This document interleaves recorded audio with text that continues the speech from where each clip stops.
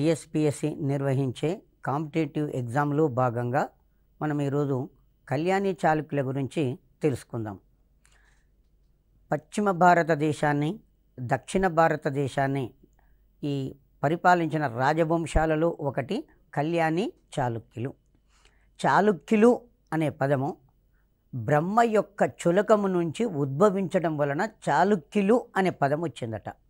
బ్రహ్మ యొక్క చులకము నుండి ఉద్భవించడం వలన చాళుక్యులు అనే పేరు రావడం జరిగింది. మనకు మెయిన్గా బాదామి చాళుక్యులు అనే బాదామి చాళుక్యులు, రాజధాని పేరు బాదామి కాబట్టి బాదామి చాళుక్యులు అన్నాం. బాదామి చాళుక్యుల యొక్క సంతతికి సంబంధించిన వారే ఈ కళ్యాణి చాళుక్యులు. ఇక్కడ రాజధానులు మారడం వలన అక్కడ వాళ్ళకు రాజధాని బాదామి లేదా వాతాపి కాబట్టి మనం వాళ్ళను బాదామి వాతాపి చాళుక్యులు అన్నాం. ఇప్పుడు మనం చదువుతున్నటువంటి చాళుక్యులకు రాజధాని కళ్యాణి కాబట్టి వీరిని మనం ఏమంటాము అంటే కళ్యాణి చాళుక్యులు అని పిలుస్తాం. ఈ కళ్యాణి అనే ప్రాంతం ఎక్కడ ఉన్నది అంటే కర్ణాటక రాష్ట్రంలో బీదర్ జిల్లాలో ఈ కళ్యాణి అనేది ఉన్నది. కాబట్టి కళ్యాణిని రాజధానిగా చేసుకొని పరిపాలించారు కాబట్టి మనం వీరిని కళ్యాణి చాళుక్యులు అని పిలుస్తున్నాము. ఈ కళ్యాణి చాళుక్యులు మొదట రాష్ట్రకూటులకు సామంతులుగా ఉన్నారు. కళ్యాణి చాళుక్యులు మొట్టమొదట రాష్ట్రకూటులకు సామంతులుగా ఉన్నారు. రాష్ట్రకూట రాజ్య పతనమైన తర్వాత కళ్యాణి చాళుక్యులు అనేవాళ్ళు రాజ్యాధికారానికి రావడం జరిగింది. అయితే ఈ రాజ్యాన్ని స్థాపించినప్పుడు మటుకు రాజధాని మాణ్యఖేటమే రాజధానిగా ఉన్నది. ఆ తర్వాతనే కళ్యాణికి మార్చడం వలన కళ్యాణి చాళుక్యులు అని పిలుస్తున్నాము. కళ్యాణి చాళుక్య రాజ్యస్థాపకుని పేరు రెండవ తైలపుడు అనే వ్యక్తి కళ్యాణి చాళుక్యుల అధికారాన్ని స్థాపించాడు.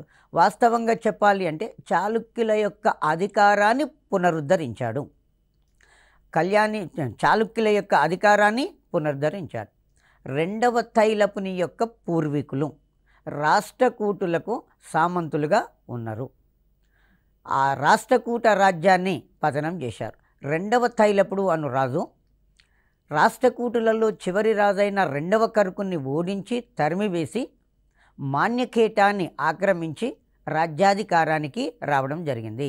ఈ విధంగా మళ్ళీ తిరిగి పశ్చిమ భారతదేశము, దక్షిణ భారతదేశంలో చాళుక్యుల అధికారము ప్రారంభమైంది. ఈ చాళుక్యులకు మొదట రాజధాని మాణ్యఖేటం ఉన్నది.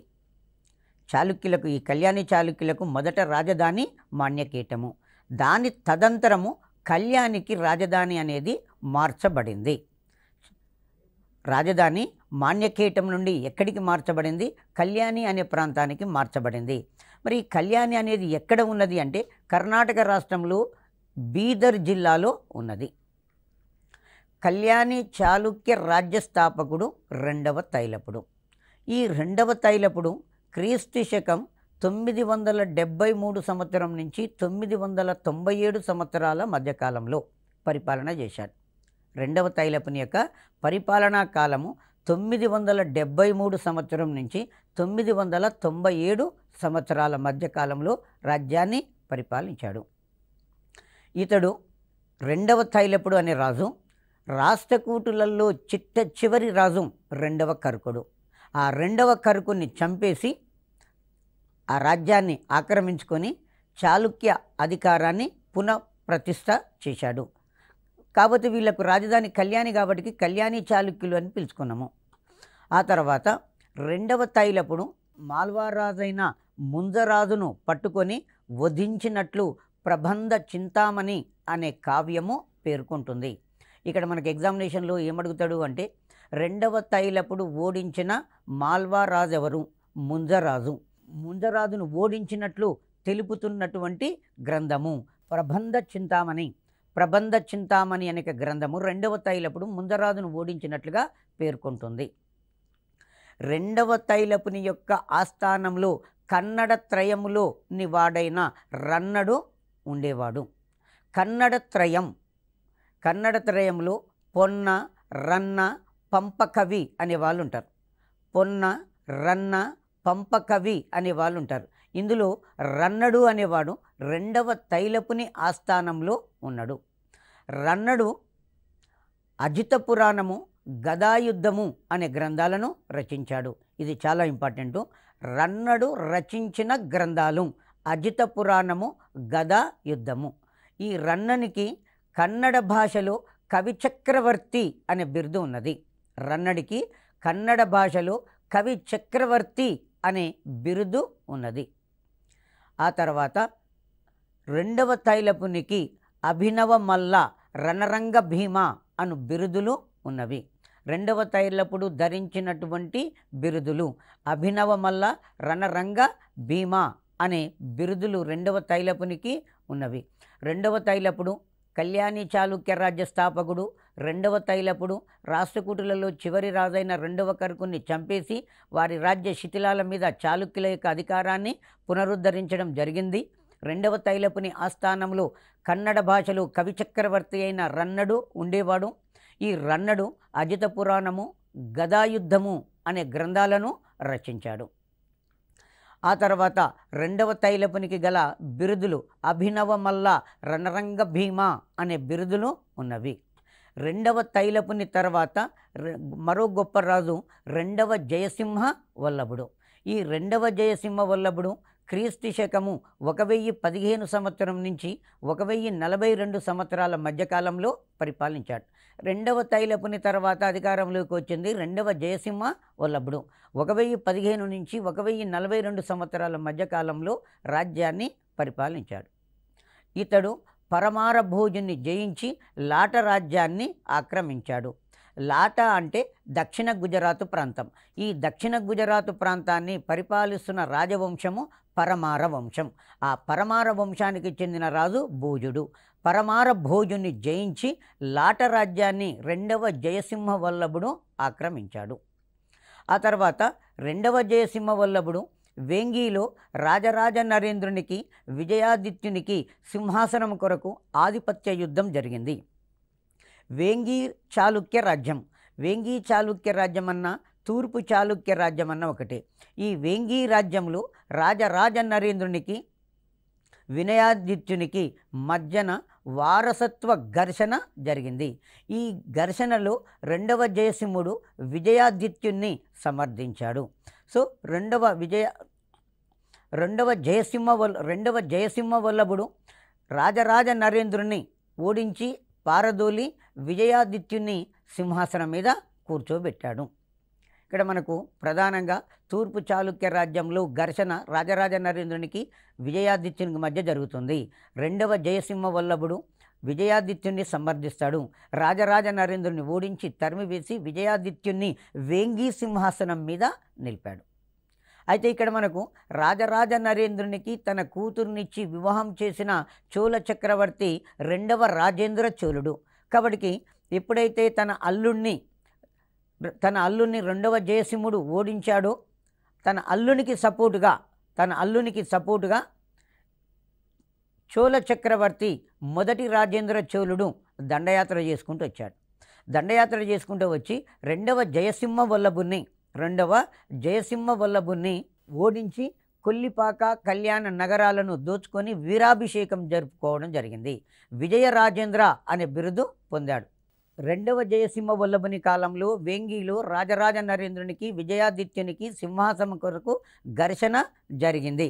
ఈ ఘర్షణలో రాజరాజ నరేంద్రుని రెండవ జయసింహ వల్లభుడు పారదోలి విజయాదిత్యుని సింహాసనము ఎక్కించాడు. మరి చోళ చక్రవర్తి మొదటి రాజేంద్ర చోళుడు దండెత్తుకొని వచ్చి రెండవ జయసింహ వల్లభుని మస్కి దగ్గర జరిగిన యుద్ధంలో ఓడించి వేంగీలో రాజరాజ నరేంద్రుని తిరిగి సింహాసనం పైన నిలిపాడు. సో కాబట్టి మనకి ఇక్కడ రెండవ జయసింహ వల్లభుని ఓడించినటువంటి చోళ చక్రవర్తి రాజేంద్ర చోళుడు. ఏ యుద్ధంలో ఓడించాడు అంటే మస్కి దగ్గర జరిగిన యుద్ధంలో ఓడించాడు. రాజరాజ నరేంద్రుని తిరిగి వేంగీ సింహాసనం మీద నిలిపింది ఎవరు అంటే రాజేంద్ర చోళుడు నిలిపాడు. సో జయసింహుని కాలం నుండి వీరు శైవ మతాన్ని అనుసరించారు. అంతకు ముందు తీసుకున్నట్లయితే తొలి చాళుక్య రాజులు జైన మతాన్ని అనుసరించారు. కానీ జయసింహుని కాలం నుండి మాత్రము వీరు శైవ మతాన్ని అనుసరించారు. ఈ రెండవ జయసింహ వల్లభుని తర్వాత మరో రాజు మొదటి సోమేశ్వరుడు. గొప్ప రాజులలో ఒకడు మొదటి సోమేశ్వరుడు. మొదటి సోమేశ్వరుడు క్రీస్తు శకము 1042 సంవత్సరం నుంచి 1068 సంవత్సరాల మధ్యకాలంలో రాజ్యాన్ని పరిపాలిస్తాడు. ఈ మొదటి సోమేశ్వరుడు కాలంలో జరిగిన ప్రధానమైన సంఘటన ఏంటంటే రాజధాని మార్పు. రాజధానిని ఎక్కడి నుండి ఎక్కడికి మార్చాడు అంటే మాన్యకేటము అనే నగరము నుండి కళ్యాణినికి మార్చాడు. మాన్యకేటం అనే ప్రాంతం నుండి రాజధానిని కళ్యాణికి మార్చిన చాళుక్య రాజు ఎవరు అంటే మొదటి సోమేశ్వరుడు. మరి కళ్యాణి అనే ప్రాంతం ఎక్కడ ఉన్నదంటే ప్రస్తుత కర్ణాటక రాష్ట్రంలో బీదర్ జిల్లాలో ఈ కళ్యాణి అనేది ఉన్నది. అక్కడికి రాజధాని మార్చబడింది. మొదటి సోమేశ్వరుడు వేంగి రాజైన రాజరాజ నరేంద్రుని ఓడించి తనకు సామంతునిగా చేసుకుంటాడు. మొదటి సోమేశ్వరుడు అనే రాజు మొదటి సోమేశ్వరుడు వేంగి రాజ్యం మీద దండెత్తుతాడు. వేంగిరాజు రాజరాజ నరేంద్రుణ్ణి ఓడించి తనకు సామంతునిగా చేసుకున్నాడు. ఇతని కాలంలో చోళ చక్రవర్తి మొదటి రాజాదిరాజు దండెత్తుకుంటూ వస్తాడు. ఎవరి కాలంలో? మొదటి సోమేశ్వరుని కాలంలో. ఇంపార్టెంట్ అండి. మొదటి సోమేశ్వరుని కాలంలో చోళ చక్రవర్తి మొదటి రాజాదిరాజు దండయాత్ర చేసుకుంటూ వచ్చి ఇతని రాజ్యంలో భాగంగా ఉన్న కొల్లిపాక, కళ్యాణి నగరాలను దోచుకోవడము జరిగింది. కొల్లిపాకనే ప్రస్తుతం ఏమని పిలుస్తున్నామంటే కొలనుపాక అని పిలుస్తున్నాం. అందుకనే కొలనుపాకలో జైన మందిరాలు ఉన్నాయి. కొలనుపాకలో జైన మందిరాలు ఉన్నవి. ఈ కొలనుపాకలో కళ్యాణి చాళుక్యులు తమ సైన్యాన్ని నిలుపుకునేవారు. కొల్లిపాకలో కళ్యాణి చాళుక్యులు తమ సైన్యాన్ని నిలుపుకునేవాళ్ళు. కాబట్టి తొలి కళ్యాణి చాళుక్య రాజులు జైన మతాన్ని అనుసరించారు. కాబట్టి ఇప్పటికీ మనకు జైన మత టెంపుల్స్ అనేవి కొలనుపాకలో కనిపిస్తున్నాయి. కొలనుపాకనే కొల్లిపాక అని చెప్పేస్తాం. మరి వీరికి రాజధాని కళ్యాణి. కళ్యాణి నగరాన్ని కొల్లిపాకలను ధ్వంసం చేసిన చోళ చక్రవర్తి మొదటి రాజు ధ్వంసం చేశాడు. దాన్ని దోచుకొని పోయాడు. వీరాభిషేకం, తన విజయానికి గుర్తుగా వీరాభిషేకం చేసుకొని విజయ రాజేంద్ర అనే బిరుదు పొందాడు. విజయ రాజేంద్ర బిరుదు కలిగినటువంటి చోళ చక్రవర్తి రాజు మొదటి రాజాదిరాజు విజయ రాజేంద్ర అనే బిరుదును పొందాడు. ఆ తర్వాత మొదటి సోమేశ్వరుడు చేసినటువంటి అన్ని యుద్ధాలలో పాల్గొన్న అతని సామంతుడు మొదటి ప్రోలరాజు కాకతీయ చక్రవర్తి. కాకతీయ చక్రవర్తి అయినటువంటి మొదటి ప్రోలరాజు మొదటి సోమేశ్వరుడు జరుపుతున్నటువంటి అన్ని యుద్ధాలలో పాల్గొని అతని మెప్పును పొంది హనుమకొండ ప్రాంతాన్ని పూర్తి వంశపారంపర్య హక్కులతో పొందాడు. సో కాబట్టి మొదటి సోమేశ్వరుడు అనే రాజు తనకు యుద్ధాలలో సహాయం చేసిన కాకతీయ సామంతరాజైనటువంటి మొదటి ప్రోలరాజుకు హనుమకొండ ప్రాంతాన్ని పూర్తి వంశపారంపర్య హక్కులతో ఇచ్చాడు. ఇది చాలా ఇంపార్టెంటు. హనుమకొండ ప్రాంతాన్ని మొదటి ప్రోలరాజుకు వంశపారంపర్య హక్కులతో ఇచ్చినటువంటి కళ్యాణి చాళుక్య రాజు మొదటి సోమేశ్వరుడు. ఈ మొదటి సోమేశ్వరుడు తీవ్రమైనటువంటి అనారోగ్యానికి గురయ్యాడు. అతని యొక్క జబ్బు అనేది ఎంతకు తగ్గకుండా ఉన్నది. లాస్ట్కు తనకు చేసినటువంటి జబ్బుకు విసుగు చెంది నయం కాకుండా ఉన్నది. సో కాబట్టి విసుగు చెంది చివరికి శివనామస్మరణము చేస్తూ కావేరీ నదిలో దూకి ఆత్మహత్య చేసుకున్నాడు.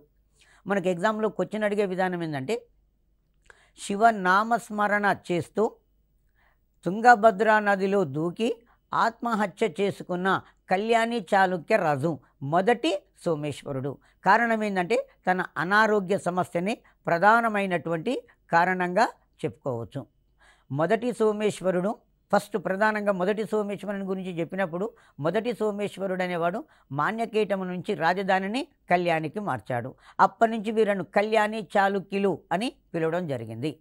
ఆ తర్వాత మొదటి సోమేశ్వరుడు రాజరాజ నరేంద్రుని ఓడించి తనకు సామంతునిగా చేసుకోవడం జరిగింది. ఇతని కాలంలో జరిగిన ప్రధానమైన సంఘటన ఏంటి అంటే, చోళ చక్రవర్తి మొదటి రాజాదిరాజు దండయాత్ర చేసుకుంటూ వచ్చి కొల్లిపాక, కళ్యాణి నగరాలను దోచుకొని వెళ్ళిపోయాడు. ఆ కొల్లిపాకనే ప్రస్తుతము కొలనుపాక, భువనగిరికి దగ్గరలో ఉంటుంది కొలనుపాక. ఆలేరు పట్టణానికి దగ్గరలో ఉంటుంది కొలనుపాక. ఆ తర్వాత ఇతనిని మొదటి సోమేశ్వరుణ్ణి ఓడించిన తర్వాత చోళరాజు మొదటి రాజరాజు పొందిన బిరుదేంది అంటే విజయ రాజేంద్ర అనే బిరుదును పొందినాడు. కాకతీయ రాజు మొదటి ప్రోలరాజు మొదటి సోమేశ్వరుడు చేస్తున్నటువంటి అన్ని యుద్ధాలలో సహాయపడ్డాడు. కాబట్టి మొదటి సోమేశ్వరుడు మొదటి ప్రోలరాజుకు హనుమకొండ విషయమన్నా ప్రాంతమన్నా ఒకటే, హనుమకొండ విషయాన్ని పూర్తి స్వాతంత్రమైన హక్కులతోటి ఇవ్వడము జరిగింది. సో చివరికి మొదటి సోమేశ్వరుడు అనారోగ్యానికి గురైపోయి చివరికి అది తక్కువ కాదు, ఆరోగ్యము అనేది కుదుట పడదు అని ఒక బెంగతోటి శివనామస్మరణ చేస్తూ తుంగభద్ర నదిలో దూకి ఆత్మహత్య చేసుకున్నాడు.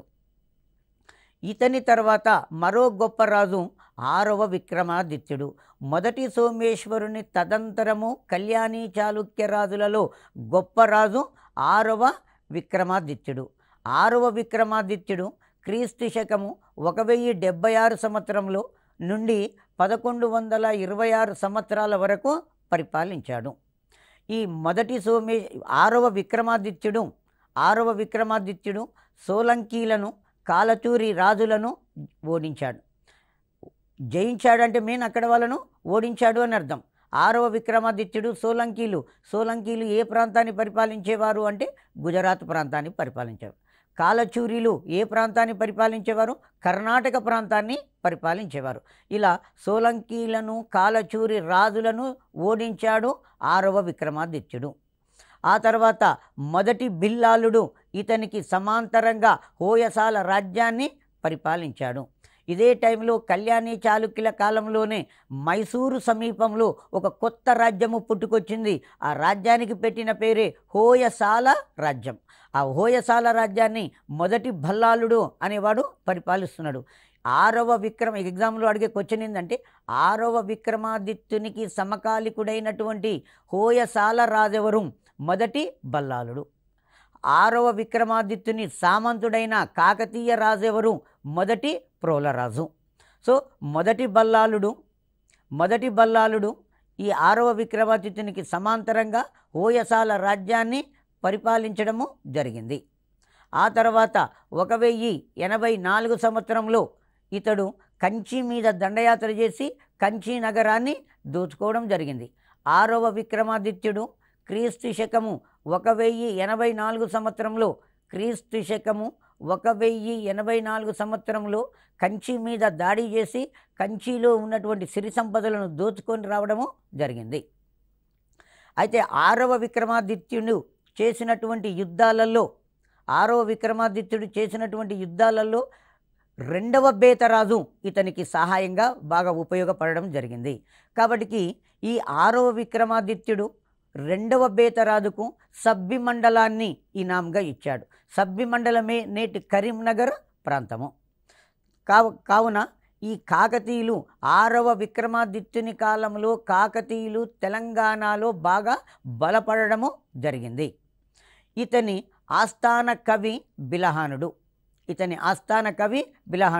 6వ విక్రమాదిత్యుని యొక్క ఆస్థాన కవి బిలహానుడు కాశ్మీరము నుండి కర్ణాటక ప్రాంతానికి వచ్చి స్థిరపడ్డాడు. కాబట్టి కళ్యాణి చాళుక్యుల ఆస్థానంలో ఉన్న కవి బిలహానుడు. స్పెసిఫిక్గా ఒక రాజు పేరు తీసుకున్నట్లయితే 6వ విక్రమాదిత్యుని ఆస్థాన కవి ఎవరు? బిలహానుడు ఎక్కడి నుండి భారతదేశానికి వచ్చాడు? కాశ్మీరం నుండి వచ్చాడు. బిలహానుడు రచించిన గ్రంథము విక్రమాంక దేవ చరిత్ర. బిలహానుడు విక్రమాంక దేవ చరిత్ర అనే గ్రంథము రచించాడు. దీని తర్వాత మరొక కవి యజ్ఞవల్క స్మృతి మీద ఒక మితాక్షరముని వ్యాఖ్యానాన్ని రచించాడు. విజ్ఞానేశ్వరుడు ఇతని ఆస్థాన విద్వాంసుడు.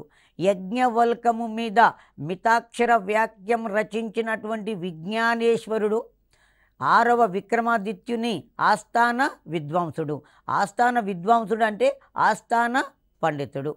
ఆ తర్వాత 6వ విక్రమాదిత్యుడు త్రిభువన మల్ల అనే బిరుదుతోటి సింహాసనాన్ని అధిష్ఠించాడు.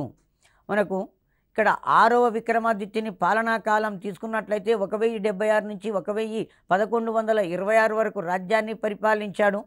ఈ 6వ విక్రమాదిత్యుని కాలంలోనే హోయసాల రాజ్యాన్ని మొదటి బల్లాలుడు అనేవాడు పరిపాలించాడు. తర్వాత ఇతడు చేస్తున్న యుద్ధాలలో కాకతీయ సామంతుడు 2వ బేతరాజు సహాయపడడం జరిగింది. కాబట్టి 6వ విక్రమాదిత్యుడు 2వ బేతరాజుకు సభ్యమండలాన్ని దానంగా ఇవ్వడం జరిగింది. ఈ 6వ విక్రమాదిత్యుడు 1084లో కాంచీపురాన్ని ధ్వంసం చేయడం జరిగింది. 6వ విక్రమాదిత్యుని ఆస్థానంలో ఉన్న కవి పండితుడు బిలహానుడు విక్రమాంక దేవ చరిత్ర అనే గ్రంథము రాశాడు. బిలహానుడు కాశ్మీరం నుంచి కర్ణాటకకు వచ్చి స్థిరపడము జరిగింది. యజ్ఞవల్క స్మృతి మీద మితాక్షర వ్యాఖ్యానాన్ని విజ్ఞానేశ్వరుడు అనే కవి రచించాడు. అతను కూడా ఇతని ఆస్థానంలోనే ఉన్నాడు. ఈ త్రిభువన మల్ల అనే బిరుదుతోటి 6వ విక్రమాదిత్యుడు సింహాసనాన్ని అధిష్ఠించాడు. ఇతడు తన పేరిట క్రీస్తుశకము 1076 సంవత్సరంలో చాళుక్య విక్రమ శకం అనే ఒక నూతన శకాన్ని ప్రారంభించాడు. ఇక్కడ మనకు భారతదేశాన్ని ఒకసారి మన శకయుగం క్యాలెండర్లకు పోయినట్లయితే కనిష్కుడు అనే రాజు క్రీస్తుశకం 78న శకయుగము అనే ఒక నూతన శకాన్ని ప్రారంభించాడు. ఈ కనిష్కుడు ప్రవేశపెట్టినటువంటి శకయుగాన్ని ప్రస్తుత భారత ప్రభుత్వం తన క్యాలెండర్కు మాతృకగా స్వీకరించుకోవడము జరిగింది. అదేవిధంగా ఈ కళ్యాణి చాళుక్య రాజు 6వ విక్రమాదిత్యుడు 1076 సంవత్సరంలో చాళుక్య విక్రమ శకం అనే ఒక నూతన శకాన్ని ప్రారంభించాడు. మరి యావత్ ప్రపంచవ్యాప్తంగా అమల్లో ఉన్న క్యాలెండరు గ్రెగోరియన్ క్యాలెండరు. ఇది క్రీస్తుశకము 1082 నుంచి అమల్లో ఉన్నది. ఈ గ్రెగోరియన్ క్యాలెండర్ను పోప్ గ్రెగోరియన్ 13 అనేటాయన ప్రవేశపెట్టాడు. ప్రపంచవ్యాప్తంగా అమల్లో ఉన్న క్యాలెండరు గ్రెగోరియన్ క్యాలెండర్ 1582 నుంచి అమల్లో ఉంది. భారతదేశం యొక్క క్యాలెండరు కనిష్కుడు ప్రవేశపెట్టిన శుకయుగం నుంచి క్రీస్తుశకం 78 నుంచి తీసుకోవడం. పశ్చిమ భారతదేశంలో 6వ విక్రమాదిత్యుడు క్రీస్తుశకము 1076లో చాళుక్య విక్రమ శకం అనే ఒక నూతన శకాన్ని ప్రారంభించాడు. తర్వాత ఇతడు సింహల ప్రభు విజయబాహువు ఇతనికి మంచి మిత్రుడు. 6వ విక్రమాదిత్యునికి మిత్రుడైనటువంటి సింహల రాజు విజయబాహువుడు అనేవాడు ఇతనికి మంచి మిత్రుడు. ఇతని తర్వాత పరిపాలించినటువంటి కళ్యాణి చాళుక్య రాజులను చివరి రాజులు అంటారు. 6వ విక్రమాదిత్యుని తర్వాత అధికారంలోకి వచ్చిన రాజులను చివరి చాళుక్యులు అని పిలుస్తున్నాం. అందులో 3వ సోమేశ్వరుడు అనే రాజు క్రీస్తుశకము 1126 సంవత్సరం నుండి 1138 సంవత్సరాల మధ్యకాలంలో పరిపాలించాడు. ఆ తర్వాత జగదేక మల్లుడు అనే రాజు 1138 సంవత్సరం నుంచి 1151 సంవత్సరాల మధ్య రాజ్యాన్ని పరిపాలించాడు. ఆ తర్వాత మూడవ తైలపుడు 1150 సంవత్సరం నుంచి 1157 సంవత్సరాల మధ్యకాలంలో పరిపాలించాడు. అయితే ఈ మూడవ తైలపుడు రాజ్య పరిపాలన చేసేటప్పుడు కాకతీయ రాజు 2వ ప్రోలరాజు ఇతనిని బందీగా పట్టుకుంటాడు. ఆ తర్వాత దయదల్చి వదిలిపెట్టడం జరిగింది. కారణం ఏంటంటే కాకతీయులు ఎవరికి సామంతులు అంటే కళ్యాణి చాళుక్యులకు సామంతులు. సో ఆ కృతజ్ఞతాభావంతో 2వ ప్రోలరాజు 3వ తైలపుని బంధించినప్పటికీ కూడా కృతజ్ఞతాభావంతో విడిచిపెట్టడము జరిగింది. మూడవ తైలపుడు కాలచూరి బిజ్జలుణ్ణి ఓడించి తరిమి రాజ్యాన్ని ఆక్రమించాడు. ఈ 3వ తైలపుడు రాజ్య పరిపాలన చేసేటప్పుడు కాలచూరి బిజ్జలుడు అనే వ్యక్తి 3వ తైలపుని తరిమివేసి రాజ్యాన్ని ఆక్రమించుకోవడము జరిగింది.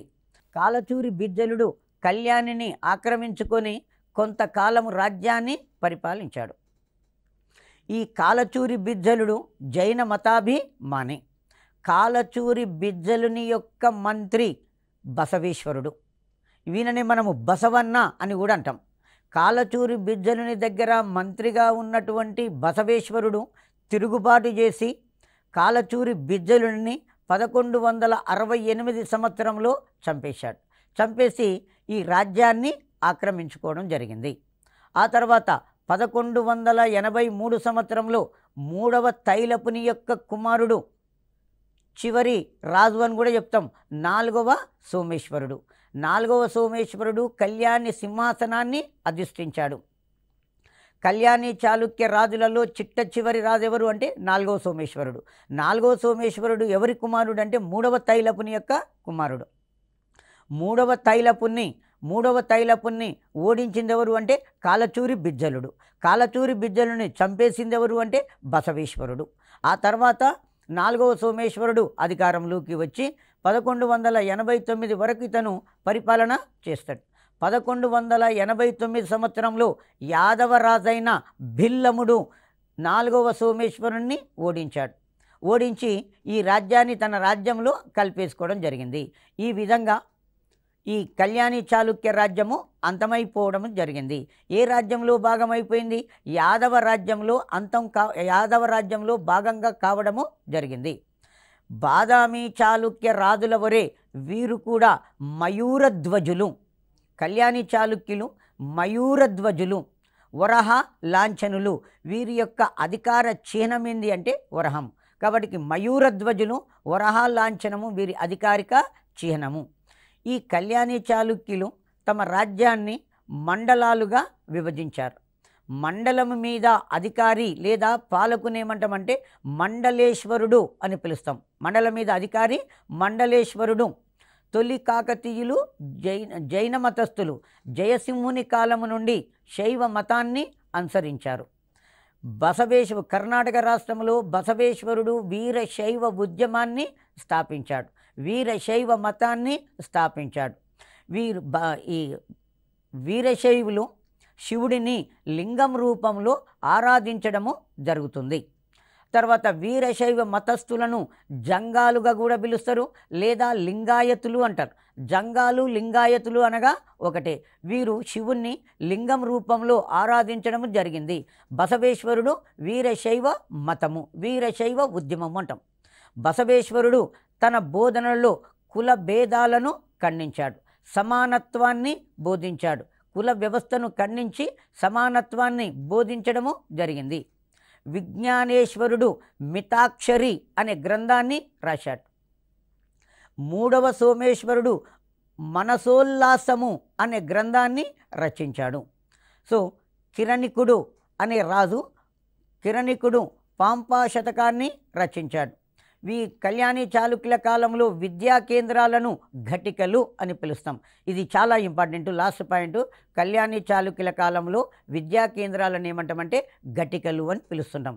అయితే ముఖ్యంగా ఈ రాజుల గురించి చదివినప్పుడు వారి కాలంలో ఉన్నటువంటి ఆ కవులు రచించిన గ్రంథాలు, వీరు ఏ రాజు ఏ మతాన్ని అనుసరించాడు, ఈ మతాల గురించి మనం చదివేటప్పుడు కొంచెం మైండ్లో పెట్టుకొని చదవండి. జైన మతము మరియు శైవ మతము, తర్వాత వీరు పోషించిన కవులు రచించినటువంటి గ్రంథాలు. విద్యా కేంద్రాలను ఏమన్నారు వీరి కాలంలో అంటే ఘటికలు అంటే వేద విద్యా కేంద్రాలు. ఘటికలు అనగా కళాశాలలు. Okay, thank you.